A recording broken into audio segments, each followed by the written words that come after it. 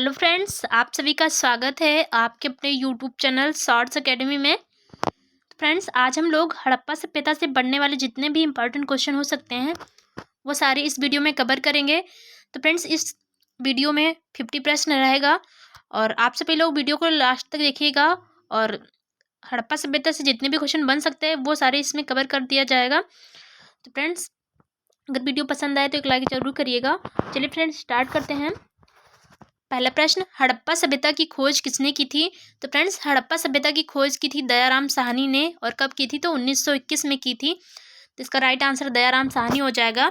And next question है, question second है, सिंधु सभ्यता कैसी सभ्यता है? तो फ्रेंड्स, सिंधु सभ्यता एक कांस्य युगीन सभ्यता है, क्योंकि पहली बार कांस्य का जो प्रयोग हुआ था वो सिंधु सभ्यता में ही हुआ था, तो इसीलिए इसे कांस्य युगीन सभ्यता कहा जाता है। तो अगला प्रश्न है फ्रेंड्स, 1924 में किसने सिंधु घाटी सभ्यता नामक एक उन्नत नगरीय सभ्यता पाए जाने की विधिवत घोषणा करी थी? तो फ्रेंड्स, ये घोषणा करी थी सर जॉन मार्शल ने। तो ये काफ़ी इंपॉर्टेंट क्वेश्चन है। और ये घोषणा कब करी थी? तो 1924 में घोषणा की थी एक उन्नत नगरीय सभ्यता। तो फ्रेंड्स, जो सिंधु सभ्यता है एक नगरीय सभ्यता है, ना कि ग्रामीण सभ्यता है। ये एक नगरीय सभ्यता है, क्योंकि यहाँ पे जो मकान पाए गए वो पक्की ईंटों के थे और सड़कें ग्रिड पद्धति पे होती थी, यानी कि एक दूसरे को समकोण पे काटती थी। नालियाँ प्रॉपर बनाई गई थी और बहुत सारी व्यवस्था थी। स्नानागार की व्यवस्था थी, अन्नागार की व्यवस्था थी यहाँ पे, इसीलिए ये एक नगरीय सभ्यता कही जाती है। तो अगला प्रश्न है फ्रेंड्स, सिंधु घाटी सभ्यता का सबसे पश्चिमी स्थल कौन सा है? तो फ्रेंड्स, सिंधु घाटी सभ्यता का जो सबसे पश्चिमी स्थल है वो है सुतकांगे डोर, जो कि वर्तमान पाकिस्तान में पड़ता है। सुतकांगे डोर, और ये पाकिस्तान के बलूचिस्तान प्रांत में पड़ता है। तो इसका आपको याद रखना है, पूछा बहुत जाता है कि सिंधु घाटी सभ्यता के पूर्व पश्चिमी उत्तर दक्षिणी स्थान कौन से हैं, तो काफ़ी पूछा जाता है ये। तो इसका जो राइट आंसर हो जाएगा सुतकांगे डोर। और फ्रेंड्स, कभी कभी नदी भी पूछ लिया जाता है कि किस नदी के किनारे स्थित है सबसे पश्चिमी स्थल। तो इसका जो राइट आंसर हो जाएगा वो दास्क हो जाएगा। दास्क नदी के किनारे सुतकांगे डोर स्थित है।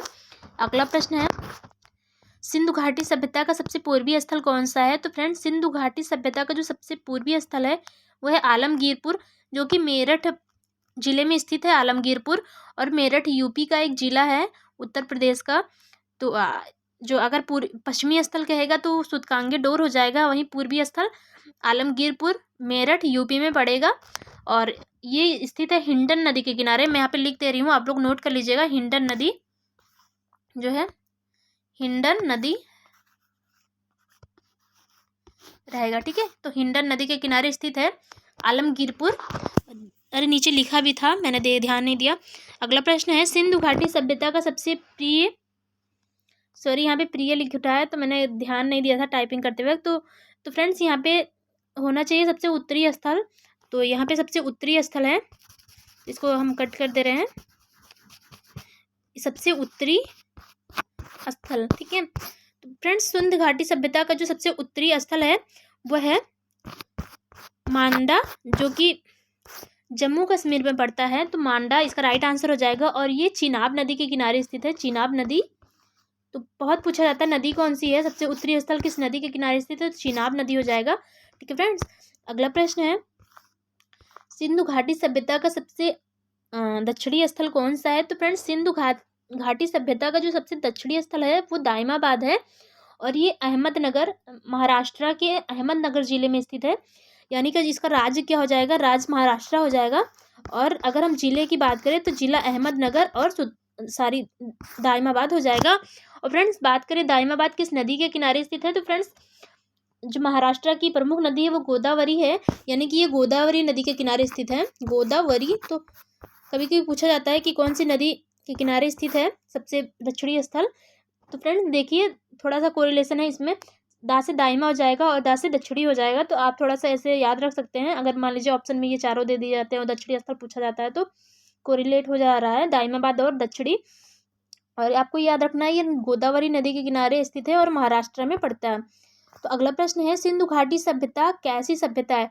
तो फ्रेंड्स, सिंधु घाटी सभ्यता जो है एक आद्य ऐतिहासिक सभ्यता है। आद्य ऐतिहासिक का मतलब होता है फ्रेंड्स कि ऐसी सभ्यता या ऐसा युग जिसके बारे में मतलब लिखित साक्ष्य तो प्राप्त हुआ हो लेकिन उसे आज तक पढ़ा ना जा सके, ठीक है, पढ़ा ना गया हो। तो सिंधु घाटी सभ्यता से बहुत सारे साक्ष्य, लिखित साक्ष्य मिले हैं लेकिन उसे आज तक पढ़ा ही नहीं गया जा पाया है। तो फिर फ्रेंड्स इसी वजह से इसे आद्य ऐतिहासिक सभ्यता कहते हैं। और ऐतिहासिक वो हो जाता है जिसे पढ़ा जा सका है, ठीक है, जैसे कि वैदिक सभ्यता। और ये एक नगरीय सभ्यता है, जैसे कि मैंने बताया कि यहाँ के मकान पक्की ईंटों के बने हुए होते थे और सड़कें काफ़ी अच्छी थी, स्ट्रांग थी, और जल निकासी की व्यवस्था काफ़ी अच्छी थी यहाँ की, तो इसीलिए एक नगरीय सभ्यता कहा जाता है। तो अगला फ्रेंड्स क्वेश्चन है, सिंधु घाटी सभ्यता का कौन सा स्थल हाल ही में 2021 में यूनेस्को की विश्व विरासत सूची में शामिल किया गया है? तो फ्रेंड्स हाल ही में सिंधु घाटी सभ्यता का धौलावीरा नामक स्थान, जो कि गुजरात में पड़ता है, इसको शामिल किया गया है यूनेस्को की विश्व विरासत सूची में। तो फ्रेंड्स ये 39 या 40 ऐसे किसी क्रम में है, एग्जैक्टली मुझे याद नहीं, क्योंकि दो रामप्पा मंदिर जो कि तेलंगाना का है और ये धौलावीरा, ये दोनों एक साथ शामिल किए गए थे, तो क्रम मुझे याद नहीं है, या 39 होगा या 40 होगा। तो फ्रेंड्स ये धौलावीरा है, तो और ये गुजरात राज्य में पड़ता है, ठीक है, धौलावीरा। अगला प्रश्न है फ्रेंड्स, स्वतंत्रता प्राप्ति के पश्चात हड़प्पा संस्कृति के सर्वाधिक स्थल कहाँ खोजे गए? तो फ्रेंड्स स्वतंत्रता प्राप्ति के पश्चात जो हड़प्पा संस्कृति के सर्वाधिक स्थल हैं वो गुजरात में खोदे गए, तो इसका जो राइट आंसर हो जाएगा वो गुजरात हो जाएगा। तो फ्रेंड्स अभी तक जो है हड़प्पा सभ्यता के लगभग 1500 स्थल खोजे जा चुके हैं, ठीक है, तो कुछ पाकिस्तान में स्थित है और कुछ इंडिया में है और कुछ एक दो शायद अफगानिस्तान में भी मिलते हैं। तो अगला प्रश्न है, सिंधु घाटी सभ्यता का सबसे बड़ा स्थल है? तो फ्रेंड्स सिंधु घाटी सभ्यता का जो सबसे बड़ा स्थल है वह है मोहनजोदड़ो, जो कि सिंधु नदी के किनारे स्थित है, ठीक है, तो मोहनजोदड़ो ये सिंधु नदी के किनारे स्थित है। वहीं अगर हम बात करें हड़प्पा की, तो हड़प्पा जो है ये स्थित है रावी नदी, ठीक है, तो मोहनजोदड़ो सिंधु नदी और जो है हड़प्पा ये रावी नदी के किनारे स्थित है। अगला प्रश्न, काफ़ी बार ये क्वेश्चन में देके एग्जाम में फंसाया जाता है कि किस नदी के किनारे है, और हमें याद नहीं होता कंफर्म कि रावी है या सिंधु है, तो हम इसमें कंफ्यूज होकर गलत कर देते हैं। अगला प्रश्न है, सिंधु घाटी सभ्यता का सबसे बड़ा स्थल सिंधु घाटी सभ्यता का सबसे बड़ा भारत में स्थित स्थल कौन है? तो फ्रेंड्स अगर हम सिंधु घाटी सभ्यता की सबसे बड़े स्थल की बात करें तो वो है मोहनजोदड़ो, ठीक है, जो कि पाकिस्तान में स्थित है। मोहनजोदड़ो पाकिस्तान में स्थित है और हड़प्पा भी पाकिस्तान में ही है, ना कि भारत में।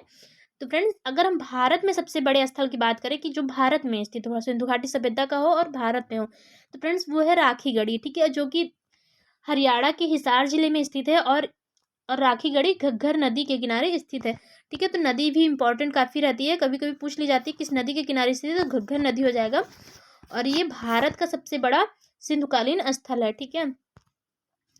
तो अगला प्रश्न है, सिंधु घाटी सभ्यता के दो बंदरगाह कौन थे? तो फ्रेंड्स सिंधु घाटी सभ्यता के दो बंदरगाह थे, एक लोथल था, दूसरा सुतकांगे डोर था। तो फ्रेंड्स लोथल काफ़ी इंपॉर्टेंट है और ये दोनों गुजरात में पड़ते हैं और इसमें से लोथल काफ़ी इंपॉर्टेंट है, पूछा बहुत जाता है लोथल। तो इसका जो राइट आंसर हो जाएगा लोथल और सुतकोटदा, ठीक है। अगला प्रश्न है, जुते हुए खेत और नक्काशीदार ईंटों के प्रयोग का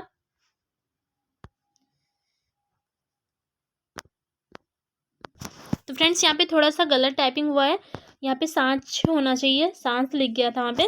तो फ्रेंड्स जुते हुए खेत और नक्काशीदार ईंटों के प्रयोग का साक्ष्य प्राप्त हुआ है कालीबंगा से, तो इसका जो राइट आंसर हो जाएगा कालीबंगा, और यहीं से अग्नि वेदिका का भी साक्ष्य प्राप्त हुआ है, तो कालीबंगा राइट आंसर हो जाएगा। और ये जुते हुए खेत का ये काफ़ी पूछा जाता है एग्जाम्स में कि जुते हुए खेत का साक्ष्य कहाँ से प्राप्त हुआ है, तो ये कालीबंगा हो जाएगा। अगला प्रश्न है फ्रेंड्स, सिंधु घाटी सभ्यता में सबसे बड़ी इमारत स्नानागार कहाँ से प्राप्त हुई? तो फ्रेंड्स सिंधु घाटी सभ्यता की जो सबसे बड़ी इमारत है स्नानागार, विशाल स्नानागार प्राप्त हुआ है सिंधु घाटी का सभ्यता में। तो फ्रेंड्स ये प्राप्त हुआ मोहनजोदड़ो से। और फ्रेंड्स अगर हम बात करें इसकी जो टोटल लंबाई है, जो स्नानागार है, इसकी जो टोटल अगर हम लंबाई की बात करें ऐसे, तो इसकी जो टोटल लंबाई है वो है 11.88 मीटर, यानी कि 11.88 मीटर हो जाएगा ये लंबाई टोटल यहाँ से यहाँ तक की।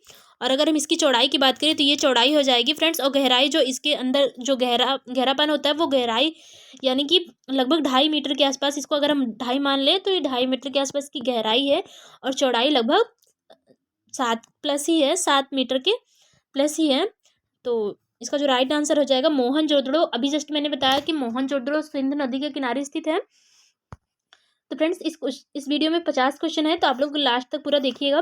सिंधु घाटी सभ्यता में नर्तकी की कांस्य मूर्ति कहाँ से मिली है? तो फ्रेंड्स सिंधु घाटी सभ्यता में नर्तकी की कांस्य की मूर्ति मिली है मोहनजोदड़ो से। इसका राइट आंसर मोहनजोदड़ो हो जाएगा, और ये मोहनजोदड़ो सिंधु नदी के किनारे स्थित है। अगला प्रश्न है, हड़प्पा की मोहरों पर सबसे अधिक किसका अंकन मिलता है? तो फ्रेंड जो हड़प्पा सभ्यता की जो मोहरें प्राप्त हुई हैं उसमें सर्वाधिक एक श्रृंगी पशु का अंकन मिलता है। ठीक है, तो इसका जो राइट आंसर हो जाएगा एक श्रृंगी एक श्रृंगी पशु है। और फ्रेंड्स ये जितने भी क्वेश्चन बन सकते थे ये सारे मैंने लूसेंट से उठाए हैं, तो आप लोग देख सकते हैं लूसेंट में सारी चीज़ें एज इट इज़ लिखी हुई हैं, तो मैंने कुछ ज़्यादा इसमें हेर फेर नहीं किया है। तो अगला, क्योंकि लूसेंट एक अच्छी बुक मानी जाती है वनडे एग्जाम्स के लिए, तो मैंने वहाँ से प्रेफर किया इसको। अगला क्वेश्चन है, मन के बनाने के कारखाने कहाँ से मिले हैं? तो फ्रेंड्स मन के बनाने के जो कारखाने हैं वो लोथल एवं चंदहुदड़ो से मिले हैं। तो इसका जो राइट आंसर हो जाएगा वो लोथल और चंदहुदड़ो हो जाएगा फ्रेंड्स। अगला प्रश्न है फ्रेंड्स, सिंधु घाटी सभ्यता की लिपि कैसी थी? तो फ्रेंड्स सिंधु घाटी सभ्यता की जो लिपि थी वो भाव चित्रात्मक थी, यानी कि इसमें चित्रात्मक रूप ज़्यादा था, जैसे कि चित्रों का प्रयोग ज़्यादा किया जाता था। और फ्रेंड्स ये लिपि ऐसी थी, जैसे मान लीजिए अगर मुझे लिखना है तो मैं पहले पीछे से स्टार्ट करती हूँ, यानी कि जैसे आमतौर पर हम लोग अपनी कॉपी में या अपने लैंग्वेज को कैसे लिखते हैं, इधर से लिखना यानी कि बाएं साइड से लिखना स्टार्ट करते हैं और दाएं साइड को जाते हैं। जैसे कि मैंने सिंधु घाटी सभ्यता की लिपि कैसी थी ये लिखा है मैंने, तो पहले सिंधु लिखूंगी, घाटी लिखूंगी, सभ्यता लिखूंगी, यानी कि मैंने इधर से स्टार्ट किया, यानी कि बाएं तरफ से स्टार्ट किया और मैं दाएं तरफ को गई। ठीक है, लेकिन सिंधु घाटी सभ्यता में क्या होता है, मतलब भाव चित्रात्मक लिपि का ये कैसी थी लिपि थी कि ये लोग सबसे पहले मान लीजिए कुछ लिखना होता था तो ये इधर से लिखना स्टार्ट करते थे, ऐसे लिखते थे, ऐसे लिख के यहाँ तक आते थे। उसके बाद दूसरी लाइन में फिर यहाँ से ना आकर के, मतलब इधर से ना आकर के, बल्कि ये इधर से ही चलते थे, इधर से चलते थे, इधर पूरा हो गया, फिर ऐसे फिर ऐसे फिर ऐसे चलते थे ये लोग। यानी कि इन लोगों की ऐसी थी कि पहले दाएं से बाएं लिखेंगे, फिर बाएं से दाएं, फिर दाएं से बाएं, बाएं से दाएं, ऐसे करके लिखते थे। ठीक है, तो अगला प्रश्न है, सिंधु घाटी सभ्यता के लोगों ने नगरों तथा घरों के विन्यास के लिए कौन सी पद्धति अपनाई थी? तो फ्रेंड्स जैसा कि मैंने बताया कि सिंधु घाटी सभ्यता के लोगों ने अपने घर और जो है जल निकासी की व्यवस्था काफ़ी प्रॉपर अच्छे तरीके से बनाई थी, और उसी तरीके से जो है सड़कें भी काफ़ी अच्छी पद्धति से बनाई थी, ग्रिड पद्धति से, कि जैसे हमारा चौराहा होता है वो ग्रिड टाइप का होता है, वैसे ही इन लोगों ने भी ग्रिड पद्धति का मतलब ये होता है सड़कें समकोण पर काटते हैं, समकोण पर जो चीज़ें आके एक दूसरे से मिलती हैं वो थी। तो सिंधु तो ये लोग नगरों या घरों के विन्यास के लिए जो है ग्रिड पद्धति का यूज करते थे। तो अगला प्रश्न है, सिंधु घाटी सभ्यता की मुख्य फसल थी? तो फ्रेंड्स सिंधु घाटी सभ्यता की जो मुख्य फसल थी वो गेहूं और जौ थी। इसका जो राइट आंसर हो जाएगा वो गेहूं और जौ है। अगला प्रश्न है, सैंधोवासी मिठास के लिए किसका यूज करते हैं? तो फ्रेंड्स ऐसा कहा जाता है कि जो सिंधु सभ्यता के लोग थे वो मिठास के लिए, उस टाइम चीनी तो नहीं होती थी, तो इसके लिए जो है ये शहद का प्रयोग करते थे। तो इसका जो राइट आंसर हो जाएगा वो शहद हो जाएगा। फ्रेंड्स आप सभी लोग ये क्वेश्चन को अगर लूसेंट में देखेंगे तो ये सारे क्वेश्चन आपको मिलेंगे लूसेंट से। तो अगला प्रश्न है, सिंधु घाटी सभ्यता में चावल के सर्वप्रथम साक्ष्य कहाँ से मिले? तो फ्रेंड्स सिंधु घाटी सभ्यता में जो चावल के सर्वप्रथम साक्ष्य मिले हैं वो लोथल से मिले हैं। इसके अलावा रंगपुर से भी चावल के साक्ष्य मिले हैं, लोथल और रंगपुर से। तो सबसे पहले लोथल से ही मिले हैं चावल के साक्ष्य। ठीक है, और लोथल एक बंदरगाह भी है सिंधु घाटी सभ्यता का, जो कि गुजरात राज्य में स्थित है, और लोथल भोगवा नदी के किनारे स्थित है। काफ़ी टाइम से ये क्वेश्चन पूछा गया है कि लोथल किस नदी के किनारे स्थित है, तो फ्रेंड्स ये भोगवा नदी के किनारे स्थित है। अगला प्रश्न है, किन किन स्थानों से सैंधोकालीन घोड़े के अस्थिपंजर मिले हैं? तो फ्रेंड्स ये है सुत्तुकोटा, कालीबंगा एवं लोथल। तो फ्रेंड्स सुत्तुकोटा ये जो कि गुजरात में स्थित है, और कालीबंगा एवं लोथल यहाँ से जो है सैंधोकालीन घोड़े के अस्थिपंजर मिले हैं। तो इसका जो राइट आंसर हो जाएगा सुत्तुकोटा, कालीबंगा एवं लोथल। ओके, अगला प्रश्न है, सिंधु सभ्यता के लोग यातायात के लिए किसका प्रयोग करते थे? तो फ्रेंड्स सिंधु घाटी सभ्यता के जो लोग थे ये यातायात के लिए 2 पहिए एवं 4 पहियों वाली बैलगाड़ी या भैंसा गाड़ी भी लिखा था लूसेंट में, तो बैलगाड़ी या भैंसा गाड़ी का जो है प्रयोग करते थे। ओके, तो अगला प्रश्न है, मेसोपोटामिया के अभिलेखों में वर्णित मेलुहा शब्द का अभिप्राय किससे है? तो फ्रेंड्स जो मेसोपोटामिया की सभ्यता थी, यानी कि मिस्र की सभ्यता, जिसे मेसोपोटामिया की सभ्यता कहा जाता है, तो इस उस वहाँ पे जो मेसोपोटामिया की सभ्यता से जो अभिलेख प्राप्त हुए हैं, उसमें मेलुहा शब्द का कई जगह जिक्र आया है। तो ये पूछा गया कि ये मेलुहा शब्द किसके लिए प्रयोग किया गया था। तो फ्रेंड्स, ऐसा कहा जाता है जो मेसोपोटामिया के अभिलेखों में मेलुहा शब्द आया है वो सिंधु घाटी सभ्यता के लिए यूज किया गया है, मेलुहा शब्द बेसिकली। तो इसका जो राइट आंसर हो जाएगा सिंधु सभ्यता या हड़प्पा सभ्यता के लिए। अगला प्रश्न है, हड़प्पा सभ्यता में शासन संभवतः किसके हाथों में था। तो फ्रेंड्स, ऐसा माना जाता है, वैसे ऐसा अनुमान से भी लगाया गया है कि जो शासन था वो संभवतः वणिक वर्ग के हाथों में था, क्योंकि फ्रेंड्स यहाँ पे जो है अधिकतर जो यहाँ के स्थल मिले वहाँ पे जो है, जैसे कि एक वणिक वर्ग था, और यहाँ पे दो प्रकार के, जैसे नगर नगर में दो प्रकार के रहने की व्यवस्था थी। एक फ्रेंड्स निचला शहर था और एक थोड़ा ऊपरी शहर था। तो निचले शहर में जो है बेसिकली यहाँ पे जो है जो वणिक वर्ग या धनवान या वणिक वर्ग रहते थे, और दूसरे दूसरे साइड में यहाँ पे प्रजा रहती थी या सामान्य लोग रहते थे। तो ऐसा माना जाता है कि शायद हड़प्पा सभ्यता में शासन संभवतः वणिक वर्ग के हाथों में था। तो फ्रेंड्स, अगला प्रश्न है यहाँ पे, सिंधु घाटी सभ्यता में दरवाजे और खिड़कियां सड़क की ओर न खुल करके पीछे की ओर खुलते थे। ऐसा एकमात्र स्थल कौन था जिसमें दरवाजे सड़क की ओर खुलते थे। तो फ्रेंड्स, जैसा कि मैंने अभी बताया कि सिंधु घाटी सभ्यता में मैक्सिमम स्थल में या अधिकतर स्थानों पर ये देखा गया कि वहाँ के जो घर थे उसके दरवाजे, जैसे हमारे यहाँ दरवाजे सड़क की ओर खोले जाते हैं, बट सिंधु घाटी सभ्यता में ऐसा था कि दरवाजे सड़क की ओर न खोल के घर के पीछे की ओर खोलते थे। तो वहाँ के एकमात्र ऐसा स्थल था जहाँ पे दरवाजे सड़क की ओर ही खुलते थे, वो स्थान था लोथल। ठीक है, लोथल जो कि एक बंदरगाह वाला स्थान था, और ये भोगा नदी के किनारे स्थित है। तो फ्रेंड्स, आगे बढ़ते हैं हम। अगला प्रश्न है, किसने हड़प्पा एवं मोहनजोदड़ो को एक विस्तृत साम्राज्य की जुड़वा राजधानी कहा। तो फ्रेंड्स, ये पिगट ने कहा था कि हड़प्पा एवं मोहनजोदड़ो दोनों जुड़वा राजधानी है एक विस्तृत साम्राज्य की, और वो साम्राज्य क्या है, सिंधु घाटी सभ्यता। सिंधु घाटी सभ्यता राजधानियां जो है हड़प्पा एवं मोहनजोदड़ो, जो कि एक जुड़वा राजधानी है, ये कहा था पिगट ने। ओके, तो अगला प्रश्न है, सिंधु घाटी सभ्यता के लोग उर्वरता की देवी के रूप में किसे पूजते हैं। तो फ्रेंड्स, यहाँ पे पूजते हो जाएगा, पूजते हो लिख गया है, तो टाइपिंग एरर हो जाता है फ्रेंड्स, बहुत ज़्यादा ध्यान देते हैं फिर भी कहीं ना कहीं मिस्टेक हो ही जाती है। तो यहाँ पे है धरती माँ की, यानी कि सिंधु घाटी सभ्यता के लोग जो है धरती माँ की उर्वरता की देवी के रूप में पूजा करते थे।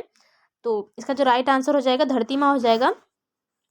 अगला प्रश्न है, वृक्ष पूजा एवं शिव पूजा का साक्ष्य कहाँ से मिला है। तो फ्रेंड्स, वृक्ष पूजा या पेड़ों की पूजा कह सकते हैं, और की शिव पूजा का जो साक्ष्य मिला है ये सिंधु घाटी सभ्यता से ही मिला है। तो यानी कि सिंधु घाटी सभ्यता के लोग भगवान शिव की और वृक्ष की पूजा करते थे। तो अगला प्रश्न है, स्वास्तिक चिन्ह संभवतः किसकी देन है। तो ये देन हड़प्पा सभ्यता की, क्योंकि एक कुछ ऐसी चीज़ें मिली हैं जिसपे स्वास्तिक का निशान बना हुआ था, तो इसीलिए माना जा रहा है ऐसा कि स्वास्तिक चिन्ह हड़प्पा सभ्यता की ही देन है। तो अगला प्रश्न है, सिंधु घाटी सभ्यता में किस के अवशेष नहीं मिले हैं। तो फ्रेंड्स, सिंधु घाटी सभ्यता में मंदिर के अवशेष नहीं मिले हैं, और लूसेंट में ये भी लिखा था कि सिंधु घाटी सभ्यता में तलवार के भी कोई जो है अवशेष नहीं मिले हैं।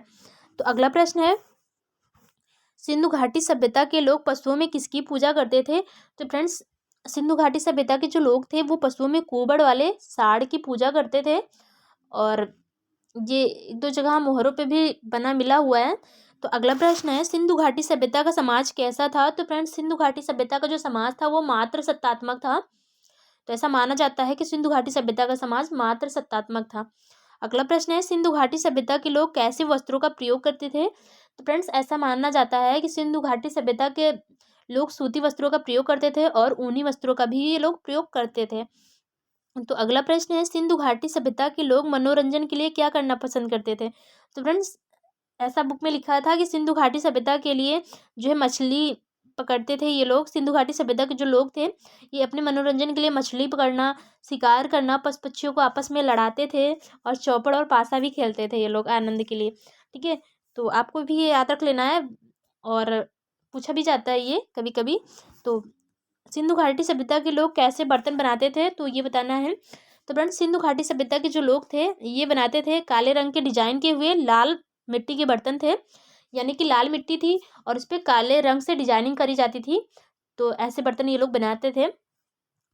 तो एनसीईआरटी आप देखेंगे तो वहाँ पे दिखाया गया हुआ है। तो अगला प्रश्न है, हड़प्पा कालीन सभ्यता का एकमात्र स्थल कौन सा है जिसका निचला शहर भी किले से घिरा हुआ था?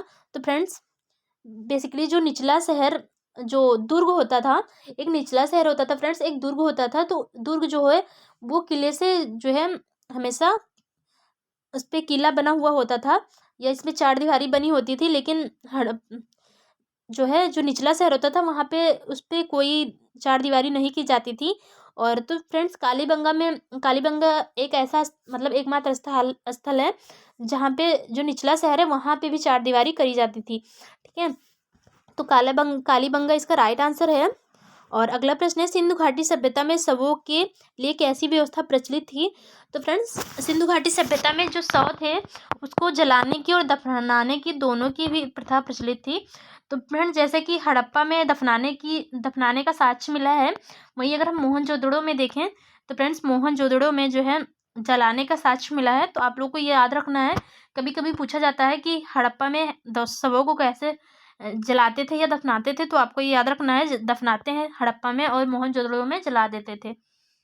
तो देखिए फ्रेंड्स एक थोड़ा सा मुझे ट्रिक आ रही है कि मोहनजोदड़ो में जा है और जलाने में भी जा है, तो हम ऐसे इसको कोरिलेट कर सकते हैं कि यहाँ से ये जा और ये जा दोनों मिलके मोहनजोदड़ो जलाना। ठीक है, ये हो जाएगा।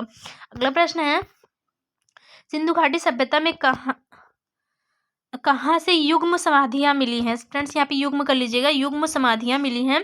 तो फ्रेंड्स सिंधु घाटी सभ्यता में लोथल एवं कालीबंगा से युग्म समाधियाँ मिली हैं। तो इसका जो राइट आंसर हो जाएगा लोथल एवं कालीबंगा हो जाएगा। और नेक्स्ट क्वेश्चन है, सिंधु घाटी सभ्यता के विनाश का संभवतः क्या कारण था? तो फ्रेंड्स विद्वानों के द्वारा कई मत दिए जाते हैं, उसमें से सबसे ज़्यादा संभावना बताई जा रही है वो है बाढ़। हो सकता है सिंधु नदी में बाढ़ आ गई थी और इसी वजह से माना जाता है सिंधु घाटी सभ्यता का विनाश हो गया। तो ऐसा एकदम यही नहीं है कि मान्य है, लेकिन सर्वाधिक मान्य मत यही है।